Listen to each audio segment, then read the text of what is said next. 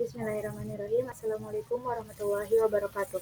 Perkenalkan, saya Hilwana Mira Suryati dengan NIM 122208035 akan menjelaskan tentang jurnal yang telah saya analisis, yaitu Journal of Chemical Education dengan judul Thinking Based Learning at Higher Education Levels, Implementation and Outcomes Within a Chemical Engineering Class. Tahun 2021, kolom 98, halaman 774 sampai 781. Yang pertama adalah latar belakang masalah.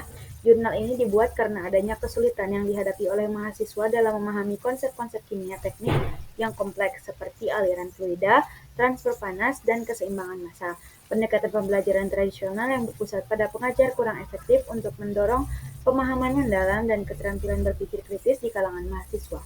Selain itu, tuntutan dari Bologna Process yang mengarahkan universitas-universitas di Eropa untuk beralih ke metode pembelajaran yang berpusat pada siswa juga menjadi alasan perlunya pendekatan baru. Oleh karena itu, studi ini meneliti efektivitas Thinking Based Learning atau TBL untuk meningkatkan keterampilan berpikir tinggi, motivasi, serta prestasi akademik mahasiswa dalam kelas teknik kimia di Universitas Complutense di Madrid. Selanjutnya ada rumusan masalah dan tujuan penelitian. Yang pertama, rumusan masalah dalam jurnal ini berkaitan dengan efektivitas metode Thinking Based Learning atau TBL dalam meningkatkan pemahaman mahasiswa terhadap konsep-konsep kimia teknik yang kompleks, meningkatkan motivasi belajar mereka, serta mempengaruhi hasil akademik dibandingkan dengan metode pengajaran pembelajaran tradisional. Kemudian yang kedua, secara spesifik, penelitian ini berusaha untuk menjawab pertanyaan, apakah penerapan TBL dalam kelas teknik kimia dapat meningkatkan keterampilan berpikir kritis, motivasi, dan hasil akademik mahasiswa dibandingkan dengan metode pembelajaran yang lebih tradisional. Kemudian yang ketiga, ada penelitian ini bertujuan untuk melihat apakah TBL dapat meningkatkan pemahaman mahasiswa terhadap konsep-konsep teknik kimia yang kompleks, mengembangkan keterampilan berpikir tingkat tinggi, serta berpikir kritis dan pemecahan masalah, serta meningkatkan motivasi dan hasil akademik mereka dibandingkan dengan pendekatan pengajaran tradisional. Selanjutnya ada metode penelitian. Yang pertama ada jenis metode. Penelitian ini menggunakan metode eksperimen kuantitatif untuk mengevaluasi efektivitas Thinking Based Learning atau TBL, mengevaluasi di kelas teknik kimia.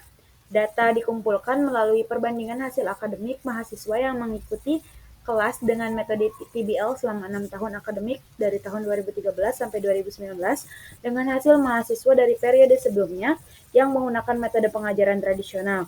Selain itu, penelitian ini juga menggunakan survei dan kuesioner untuk mengumpulkan umpan balik mahasiswa tentang pengalaman mereka. Dengan metode TBL meliputi tingkat kepuasan, persepsi terhadap kesulitan materi, motivasi, serta keterlibatan mereka dalam proses belajar. Selanjutnya ada subjek penelitian. Pada penelitian ini, subjek penelitian dalam studi ini adalah mahasiswa tahun kedua program studi kimia di Universitas Complutense Madrid di Spanyol yang mengambil mata kuliah teknik kimia. Nah, penelitian ini juga mencakup mahasiswa yang mengikuti kelas teknik kimia dengan metode Thinking Based Learning atau TBL selama 6 tahun akademik dari tahun 2013 sampai 2019, serta kelompok pembanding dari 4 tahun akademik sebelumnya yaitu tahun 2009 sampai 2012 yang menggunakan metode pengajaran tradisional. Selanjutnya ada variabel penelitian. Ada 3 variabel penelitian. Yang pertama variabel bebas, yang kedua variabel terikat, yang ketiga variabel kendali. Nah, variabel bebas ini meliputi metode pembelajaran yang digunakan yaitu Thinking Based Learning atau TBL dan pengajaran tradisional. Kemudian yang kedua ada variabel terikat. Yang pertama ada hasil akademik mahasiswa, yang kedua tingkat partisipasi mahasiswa dalam ujian akhir, yang ketiga umpan balik mahasiswa. Nah, yang ketiga ada variabel kendali, yaitu konten materi pelajaran yang tetap sama sepanjang periode penelitian, serta dosen yang mengajar mata kuliah untuk menjaga konsistensi pembelajaran. Jadi, konten materi pelajaran yang sama dan dosen juga sama untuk menjaga konsistensi pembelajaran. Selanjutnya ada instrumen penelitian dan teknik pengumpulan. Yang pertama ujian akhir, yang kedua survei dan kuesioner. Ujian akhir digunakan untuk mengukur hasil akademik mahasiswa, Survei dan kuesioner digunakan untuk mengumpulkan umpan balik dari mahasiswa mengenai pengalaman mereka dengan metode thinking based learning. Selanjutnya ada analisis data. Analisis data ini meliputi 3 analisis. Yang pertama ada uji kualitatif, yang kedua uji deskriptif, yang ketiga perbandingan hasil uji. Selanjutnya ada hasil penelitian dan pembahasan. Hasil penelitian ini dibagi menjadi 4 poin. Yang pertama, peningkatan performa akademik dengan menggunakan metode CBL.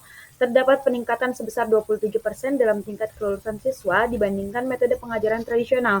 Ini menunjukkan bahwa thinking based learning membantu siswa dalam memahami konsep-konsep teknik kimia yang kompleks. Selanjutnya ada tingkat partisipasi dalam ujian akhir. Jumlah siswa yang mengikuti ujian akhir meningkat sekitar 40% selama implementasi TBL. Nah, menunjukkan peningkatan motivasi dan kepercayaan diri siswa terhadap materi yang diajarkan.